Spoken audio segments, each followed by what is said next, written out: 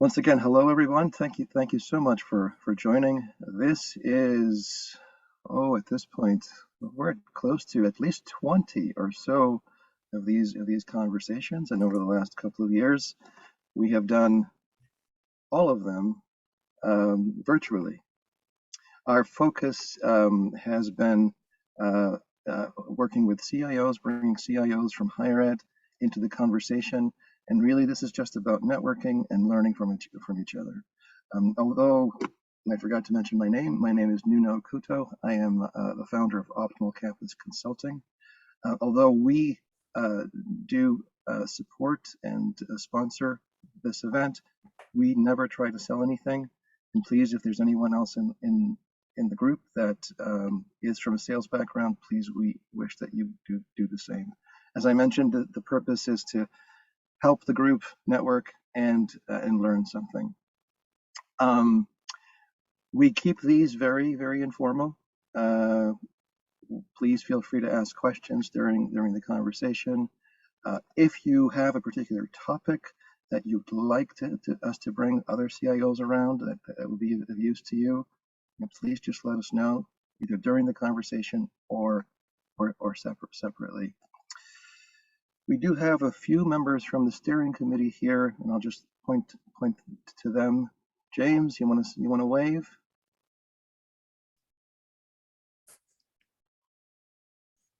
James is one of the members of the steering committee. Elmore, if you're available, there he is. All right, let's see. Tom, don't forget, we don't want to forget you. Wonderful. Okay. Now that we're talking about Tom, why don't you give us a little bit more about the technicalities of how this works? Sure thing, not a problem. And once again, thank y'all for joining us. We really appreciate it.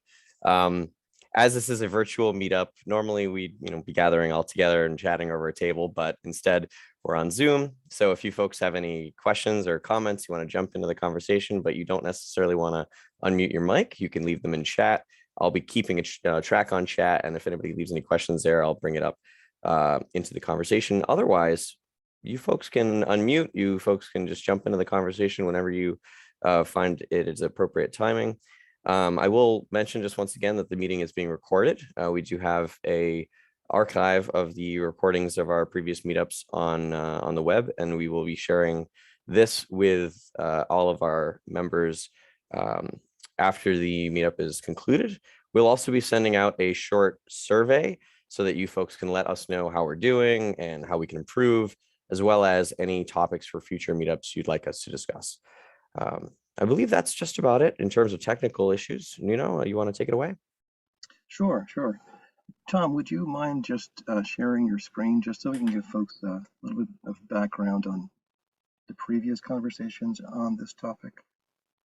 Certainly. If you wouldn't mind going to, there we go, right there.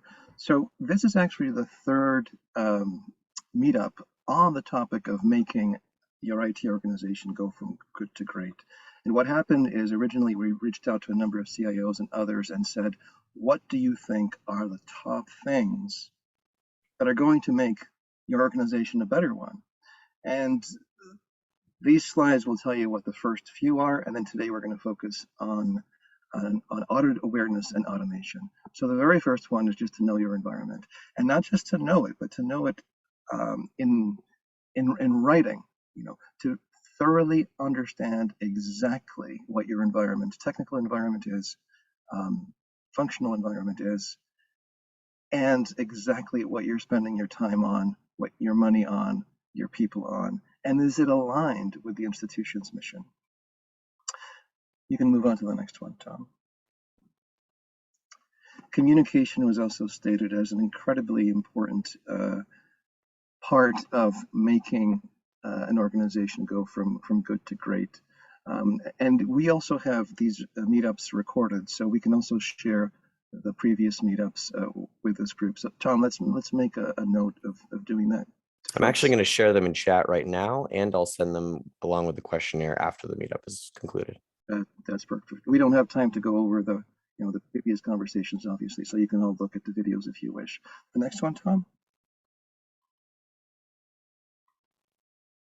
The third one, and this one, we intended to make this the second part of a two-part series, but we ended up last time just focusing on this because there was so much conversation, and everyone's having a hard time with staffing and personnel. And what we did is just explored some innovative ways to look at keeping staff as well as getting new staff.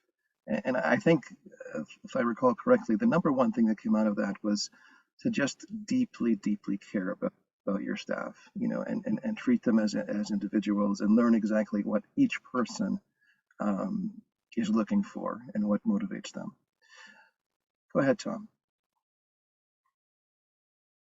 So for today, we're going to talk about automation, and we're going to talk about audit awareness.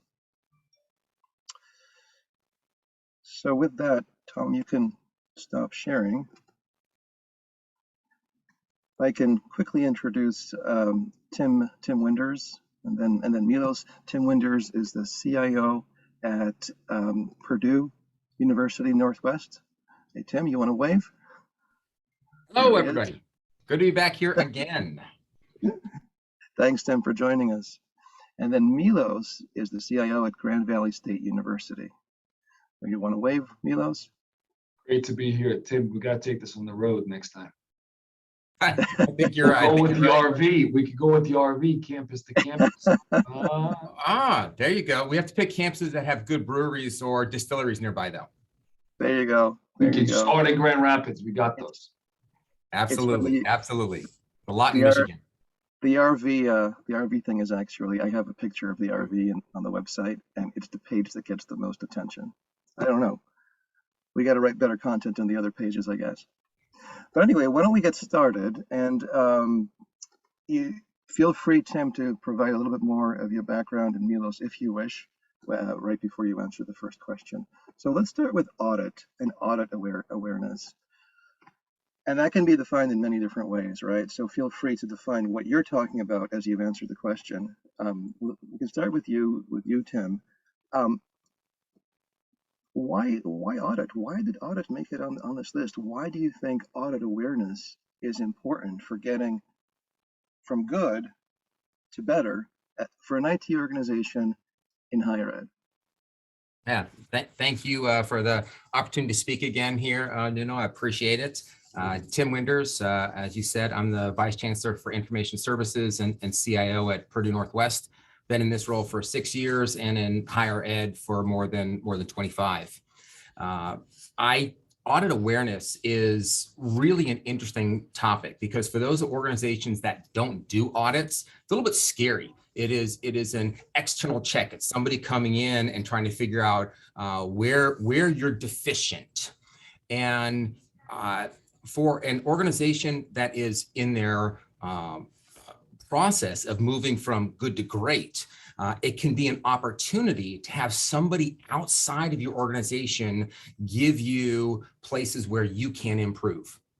And then more importantly than that, it gives you external eyes on things that from an audit perspective, whether that's security, compliance, or just processes, giving somebody external eyes into what you're doing.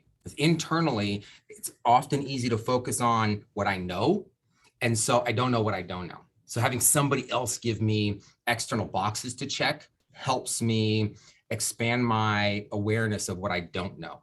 And then as I move along this journey to greatness, I can then take that and not just improve my processes to check boxes on an audit, but actually incorporate those into improving my processes, in improving my performance metrics, perhaps for the first time ever tracking performance metrics, sharing those with inside of my own IT organization and across the institution so that other people can become aware of what we're looking at and how we are improving our services, and really giving us a framework to improve what we're doing from end to end.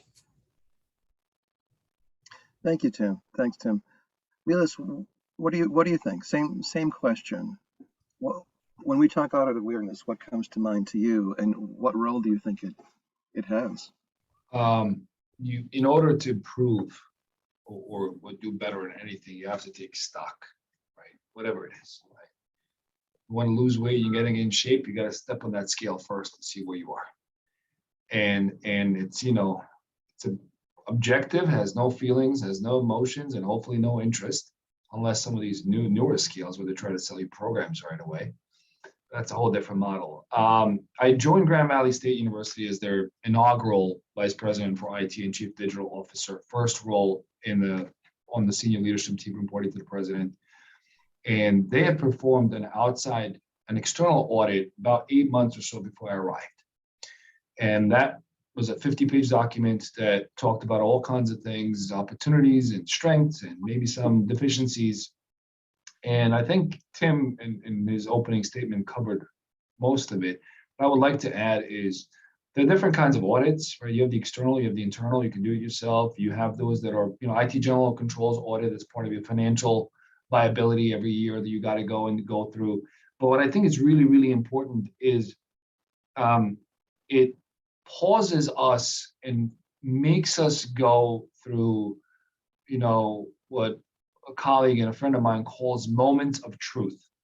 Because everybody is always overworked. There's not enough people. There's not enough resources. Too many things to do. 24 hours in a day are never enough. All facts of life, right? But if that's the case, then why surrender? We can just surrender and say there is no progress. There is no better.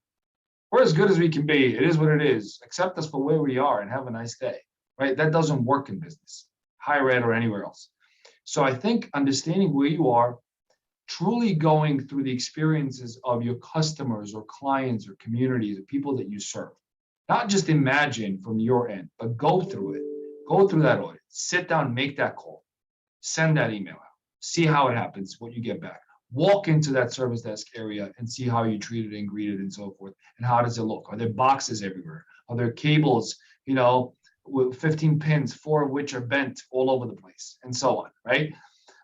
What's also important, I think, once you do an assessment of your needs and capabilities in that audit, you need to have it overlay 2 documents. One is the overall university or organizational strategy and direction to see, are you in a position to be of value and be a contributing member? And then 2, which is a challenging conversation, a little bit more challenging conversation to have for some organizations, is the conversation you have to have with your CFO. And you say, the funding doesn't match what you all want us to be. And that's one of the conversations that I've been having here in the last year and a half since I joined Grand Valley. Said, I know what you're saying, we got to do this and this and that, and that your area wants more of that, and this one needs more of this, and this is where HR, finance, payroll, and everybody else is. But we got to put our money where our mouths are.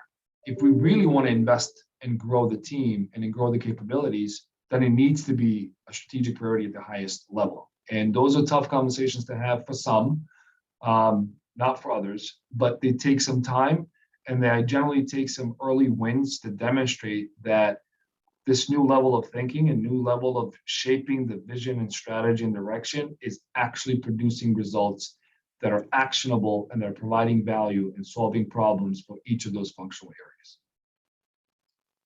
areas. I'm hearing a couple of things that I think are pretty powerful. One is the obvious: you cannot manage what you can't measure. So the audit tool is a really good way to take stock of where you are. But it's also something that can be used as evidence for why you need those additional resources. But how do you? So going back to Tim, how do you balance this view of, not just being prepared for an audit, but executing as if you are going to be audited, with the normal day-to-day operations, right? And the project work? We talked about staffing, right? And it's a huge problem. What are they calling it? The Great Resignation, right? How do you find that balance, Tim? It goes back to our conversation last time, and that is around staffing and around leadership. And this deeply caring, but also sharing what the vision is going to be. So I have a perfect example of what we've done here. And When I got here 6 years ago or so, there was virtually no documentation around change management, around documenting any type of incident response, after action reports when there were problems.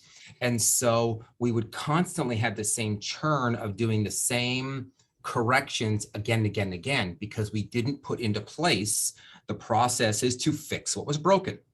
And so we went through a rigorous both exercises as well as putting into place regular operations meetings, change management meetings, and just beating on people that they have to do the documentation. And that, especially in a smaller organization, is the most grueling, difficult task, because, as you just said, you have that balance of getting the work done versus, well, I'm just wasting my time documenting what I did. And after we'd gone through this for a good solid 2 years, I finally had somebody, one member of my team come to me and say, Tim, you were right. I was, and this is an individual, he was the most against creating this documentation because it was just a waste of his time. And he realized the first time that he went on vacation and there was a problem and somebody else on his team was able to look up the documentation and find out how to resolve an issue, and it happened without involving him at all. And he said, Tim, you're right. And we need to do more of this. And he became the biggest proponent of beating on his team for getting these things taken care of.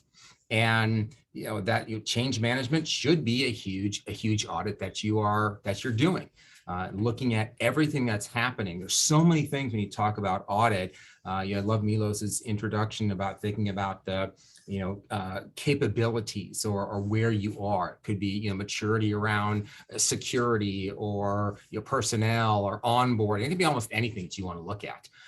But measuring what you have there, goes back to personnel, getting their buy-in and getting to believe you that in the long run, this is going to be better to have this than to keep running in this hamster cage wheel. Sounds like your team member appreciated not being called in the middle of the night. Yes, absolutely. What do you think, Milos? How do you balance it all? You have to be intentional about what you do. I have a conversation right now on one of our departments where people are saying, we're drinking from a fire hose. There's so much going on. We don't have time to sit down and train more people. We don't have time to document everything. But when you sit down with them and you provide some additional resources and help and so forth, you dedicate, we all know Fridays are the slowest days for a lot of reasons, right? But when you explain to them to go, that fire hose will never let up if we keep doing what we're doing. But think about this right now. There's 5 of you who know how to do these, let's say 7 things. But if we can train 15 people and 50 students to all know how to do those 7 things, imagine where you're going to be in a month or 2 or 3. You won't be in this bottleneck anymore. So when you can tell and sell the vision as to why it's important to be done, and then be very intentional of pausing and reflecting and focusing, being kind of present in the moment, number one. And number two, it's also really, and this is a challenge for across many organizations that I've experienced with, it's also important knowing when to stop doing stuff, right? All we do is we just add another service, another application, another backup, another mobile app. Grand Valley State University right now has like 7 mobile apps. Don't ask me how, don't ask me why, don't ask me how we got to it. And neither one of them is fully where I would like them to be, right? Why do we have 7 separate sets of applications and data feeds and all kinds of other things and backups and audits to maintain and develop and invest in when we can just develop one? Let's build one that addresses the needs of most of our community and focus our efforts on that, and then decommission these other 6. So I think it's really being intentional about it, you have to, as a leader, also really, you have to be very comfortable. You have to, this is a muscle that needs some training over the years, but you have to be comfortable with conflict. You have to be able to push back. You have to be able to say, I understand what you're saying. I hear you, but I disagree. Because this old way of doing things, the way we've always done it, clearly doesn't work. And it didn't work. And here's why it doesn't work. Let me show you that 50-page document that talks about all of these things that we need to be better at. So it's a challenging notion. But then again, leadership is a lonely spot. It's a lonely sport, right? If you're in it to be liked, you're not leading. You should probably not be in the role you're in. So Milas, how do you convince people from outside the organization, from outside of IT, that they're not going to be getting X, Y, and Z in a week because you have to focus on the documentation efforts? Well, that becomes my responsibility of my leadership team and the senior leadership team at the entire university level to very clearly set strategies and priorities.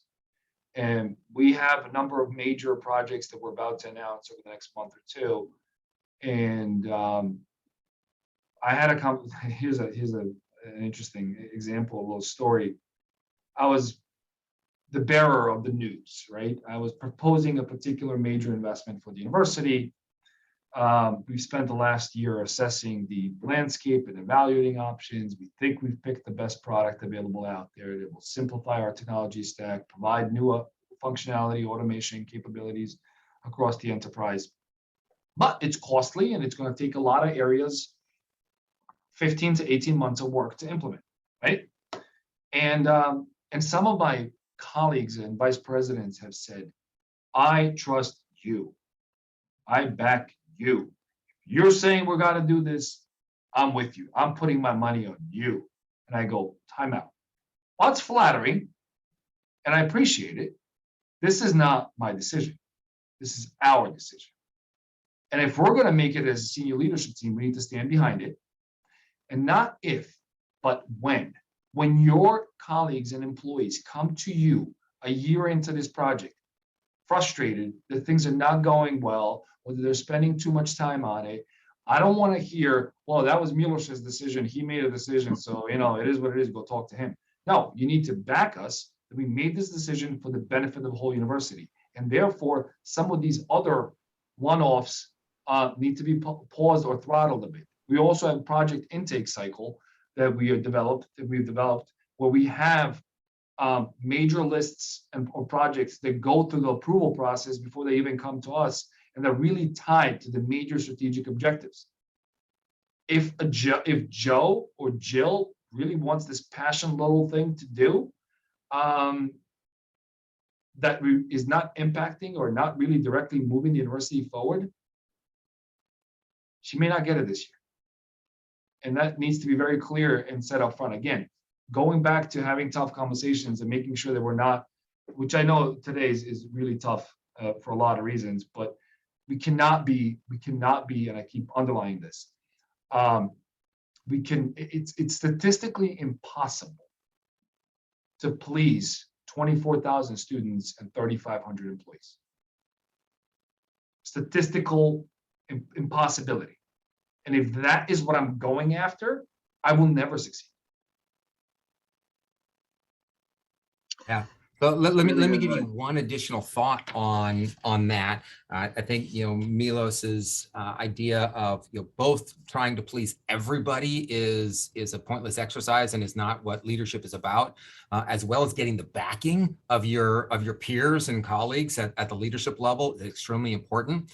But when somebody questions you about why is it taking so long, or why do you need all this documentation, it's very easy to turn it around. And say, well, I can only imagine if we didn't do this documentation and a year from now we had the same problem and you were screaming at me saying, I can't believe you don't have this documented. Because that was happening in the past.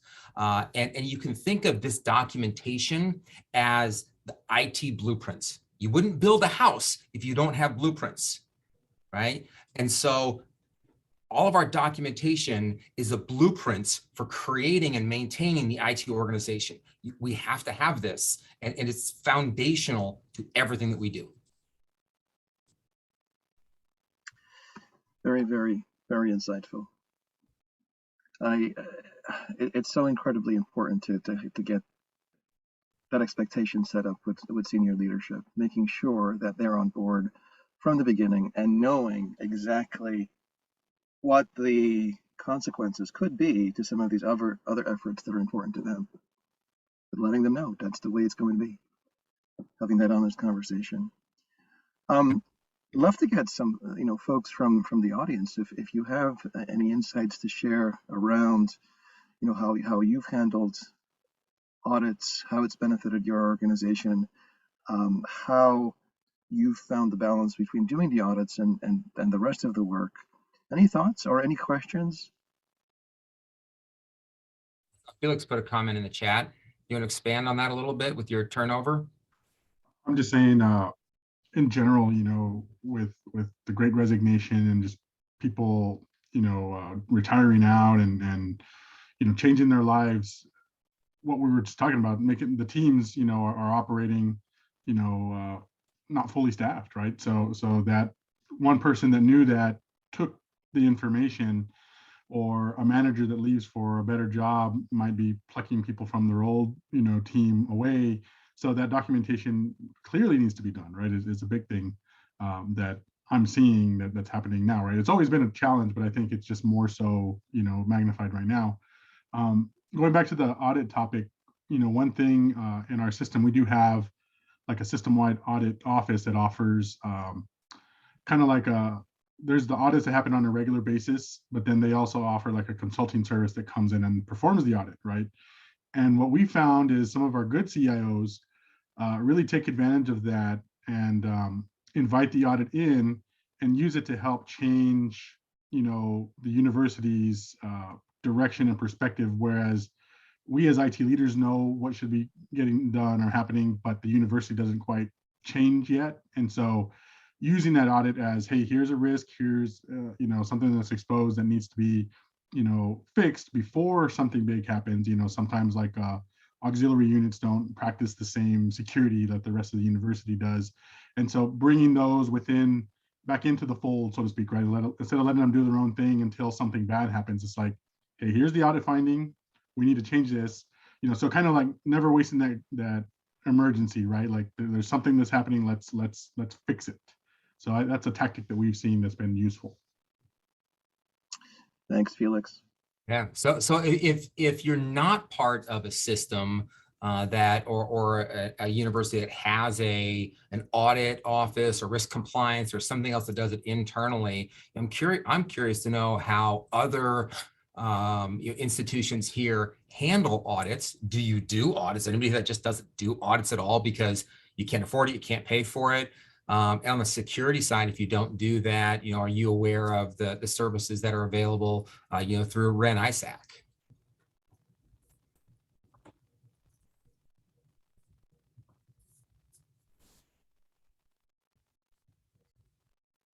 You want to elaborate? Nobody wants to be involved in this. Okay, maybe we should move on to automation.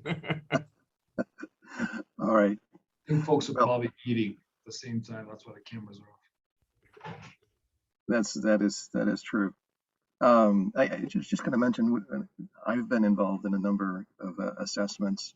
I wouldn't call them audits, but IT assessments, and it has made an incredible difference what the CIOs and the senior IT leadership team's attitude towards that process was.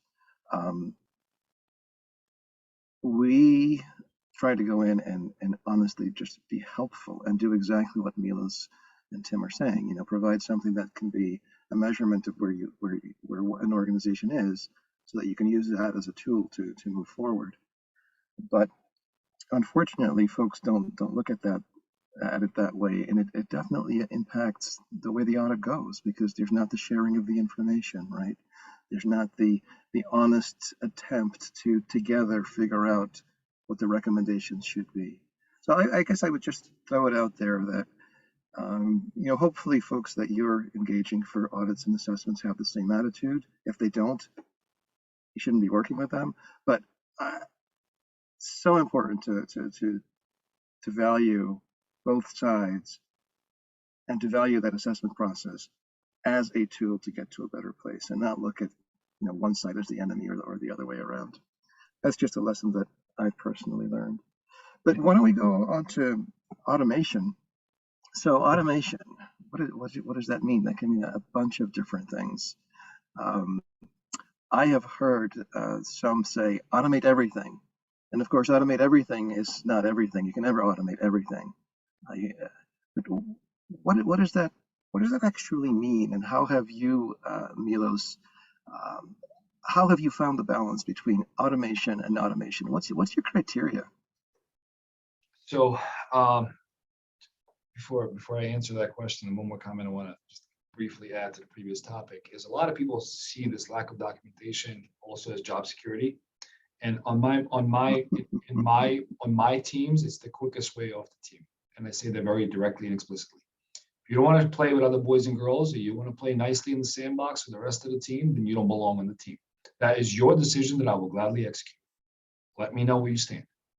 So if you think that you hoarding that information from 80, 90, 150 other people is job security, you should rethink that position, because that's not sustainable.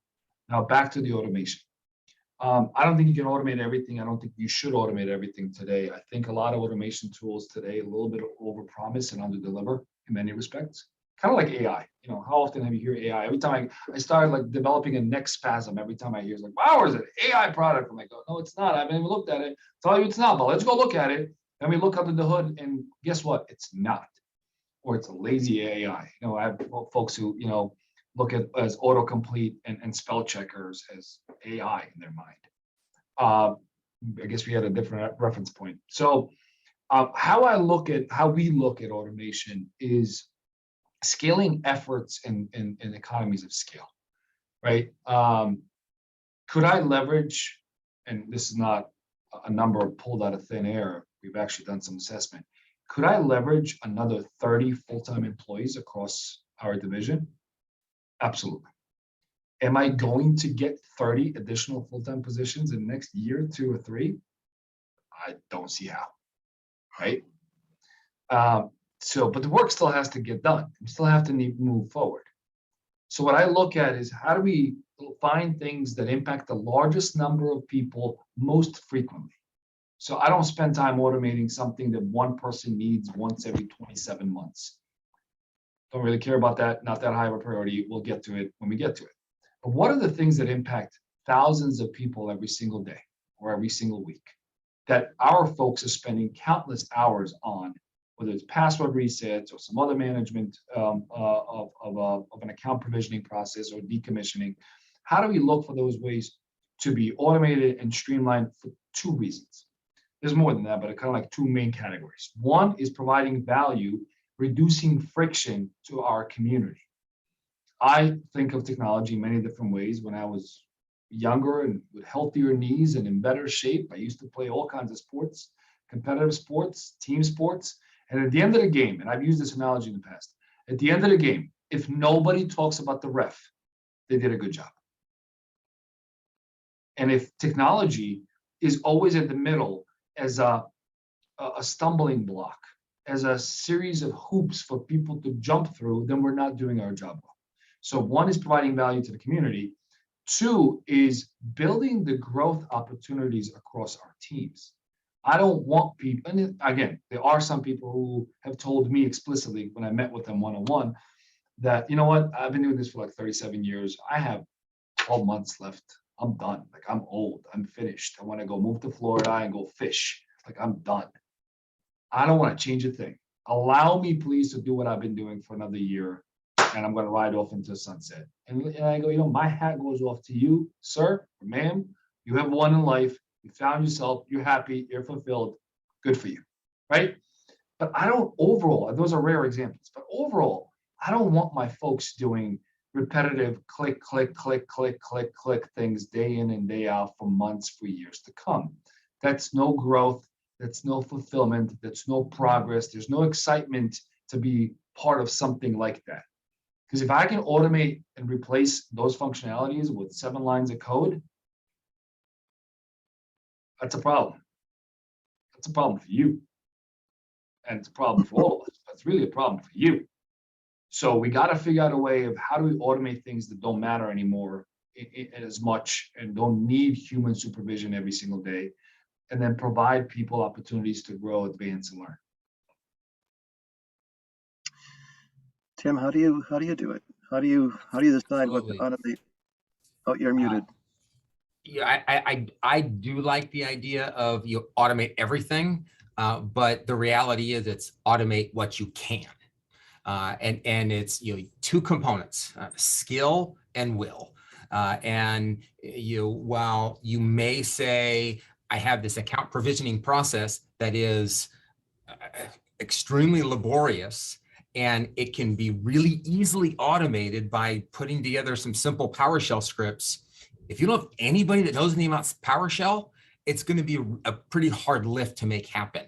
And if you hire that out and they get it done, and then something on one of your business processes changes and that script breaks and nobody knows how to fix it, then you really haven't done a lot to help yourself out. You really need to own the automation, which means you need to have the skill in place to make it happen.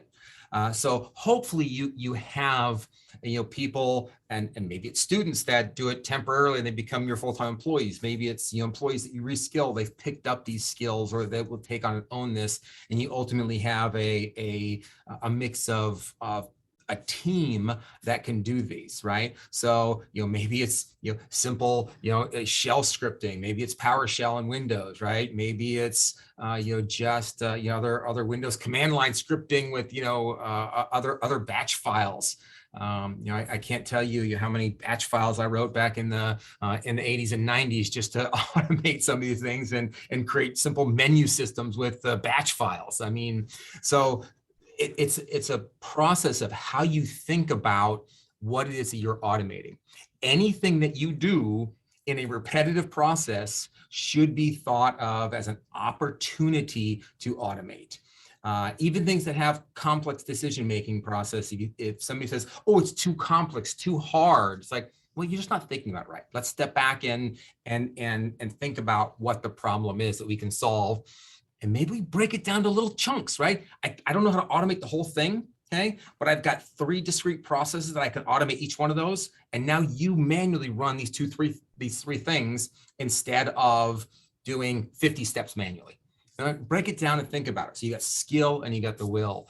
And the will is you got to have a team that's willing to see the vision, understand that it's not job security by keeping this process locked within my own head, but it's actually holding you back and it's holding the organization back. You have to have the leadership to drive and push that change, and have everybody else understand what they got to have the will to move forward. So automate what you can and start with the simple things. Start with those things that don't require special tools or AI or RPA or whatever the new buzzwords are today, because those are fancy and slick and take a lot of effort to keep implemented. And if you're doing it, fantastic. I'd love to hear your story. I laughed. I just want to add, I laughed when you said batch files, because we're both dating ourselves a bit. I used to have a batch file on every computer I used. This is a while back, and I had 2 on my home computer, and one was called at home, the other one was called at work, and I programmed them so they would start Outlook, Firefox with these tabs and these things that I needed every day when I started my work, and would open Notepad++ for certain things that I was doing. So it wasn't that difficult. It was like 6 clicks, 6 applications that I worked out of every day, but I wanted that one. I'm like, I want to click that, opens them all in the sequence I want, right? And then off I go. And I used to have batch scripts on every computer. I might need to bring those back. I like that. It really is just that simple. What do you do that is a routine process that you can make easier? I'd like to throw out a question to everyone, including the panelists. So automation is great, but elimination is even better. Does anyone have any examples of things that you thought could either not be automated, either because people said so or the technology, that were automated or that were eliminated? Things that just everyone's been doing it, everyone feels that it needs to be done, but you were able actually to eliminate that work. Does anyone have any ideas? And I did notice that we had one person join that I will not name. I've had wonderful conversations with this person about automation and what to automate, what not to automate, and a particular philosophy he has. You know who you are. So if you want to join the conversation, please do. But anyway, back to the question. Anyone, examples of things that you eliminated or automated that you didn't think could be?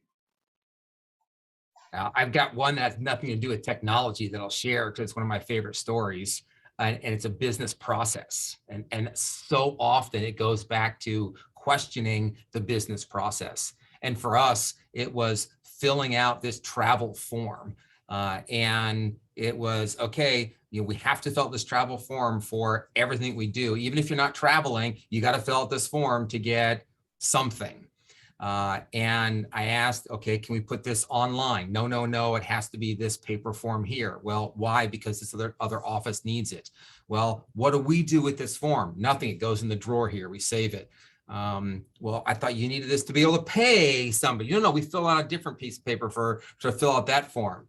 And it's questioning everybody. Why? And then when a big circle, it's like, well, my office thought we were doing it because a different office needed it. A different office thought we were doing it because we needed it. And nobody used this form. Everybody was filling it out. We were ultimately able just to stop doing it because nobody did anything with it. So I think that's my biggest example of question everything, go back to the business process, understand why you're doing something in the first place to figure out how you can fix, improve, automate, or eliminate. The process is a journey of 5 whys, right? Most things fall apart by the time you get to 3. By 5, there's less than 10% left. Why are we doing this? Because of, okay, but why, right? And you go through them, you figure out that we don't need to. Some of the examples, so I thought you were going to go, what you mentioned is one of the things we did. We did it with Concur. Travel expenses, right? So I came in a year and a half ago. Anything you would do, any kind of expense, you have to get a paper receipt. Then it gets copied or stapled to this other paper in a particular order. And then another form is filled out and then stapled. And then that goes to me to sign. And then the person who did it to sign. And then it goes here again. Like, well, why are we doing this? Right? So we did that. Another one is technology is also simplifying things. We still do, and we will hopefully be fully transitioned to Zoom phone by June. But we have 3 separate telecom solutions, all of which require so much manual work to provision, from an older PBX that's been around for 25 years to an older Cisco VoIP product to Skype for Business. Right, all 3. We got them all 3. And when we went through logic and process, nobody could really explain it. I said, go. So nobody knows how we got here, but we all agreed that we don't want to stay here. Thank you very much. Let's move forward. And we're going through that process right now of scaling and using technologies in an intelligent way.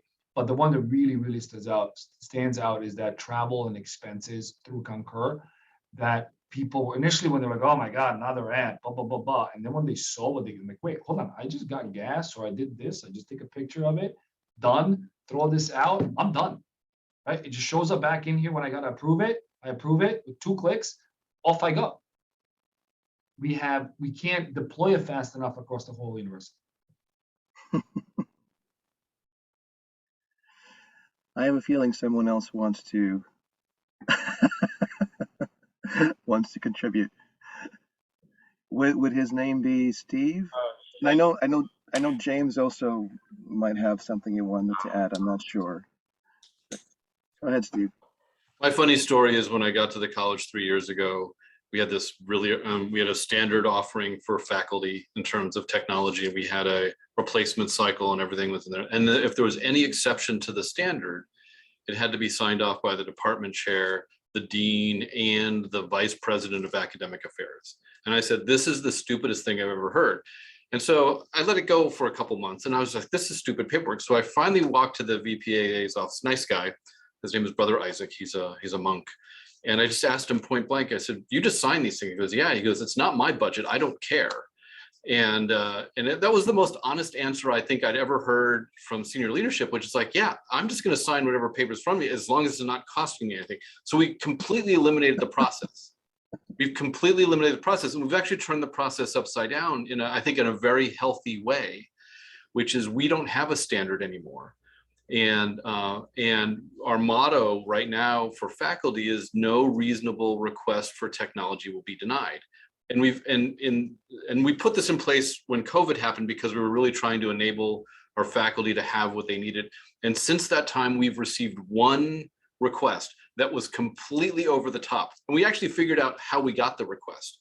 The person said they wanted a high-end Mac, iMac. And so the administrative assistant in the department went to the Apple website, and they took the iMac and they maximized every option, which turns out to be like a $7,500 iMac with 4 terabytes of storage and 64 gig of RAM. And so interesting, the elimination of the nonsensical component of the process has made it simpler for IT because we don't have that part of the process, but it also has pushed more back onto faculty who've come back in a very appreciative way, and it hasn't busted the budget, right? I look at the budget on a quarterly basis, and our faculty equipment side hasn't gone up extraordinarily at all in the past 3 years without the process in place. So there's a lot of stupid process in this place. We had a recent analysis done, and one of the consultants wanted to nickname St. Anselm College to Saint Spreadsheet because our current ERP system is so non-functional that everybody has come up with workarounds of simply downloading their data, doing what they need to do, shipping off spreadsheets. And it was funny because I don't know if people know Dave Kiefer from Tambellini. He was the one doing that, and he was talking to every individual offices. And our business process is basically the same for every office, which is suck the data out of the current system, the current ERP system, put it in a spreadsheet, manipulate it appropriately, send it off to another office. They do something with it, and that's how the level of automation that we currently have. And then my last story is we had one sysadmin person who'd been doing sysadmin stuff for 25 years. And she was very well organized, and somebody said it was all in her head, but she was very detail oriented and very thorough. And so things weren't done quickly, number one, but they were done consistently well, right? So but she retired. She retired in 2020, summer of 2020. And the person that took over that job immediately automated and basically, brushed off his PowerShell skills really quick because he was tired of hand jamming all this stuff into AD. And so basically he came up with the set of PowerShell scripts that we use now. And, again, things are done consistently well because it's automated. And the scripts aren't too onerous. I mean, there's a risk there of people building way too much complexity into a script and then going away and doing something else, and the next person looking at it and it's spaghetti code. So those are my 3 contributions for the day. Steve, you tell the best stories. James, did you have something you were going to add? No, I'm all set. Thank you, though. Okay.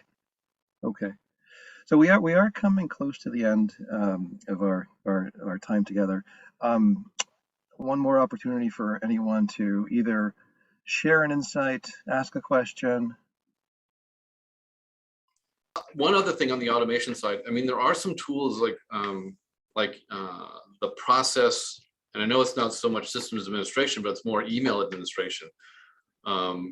If your institutions are anything like ours, the phishing is sophisticated, and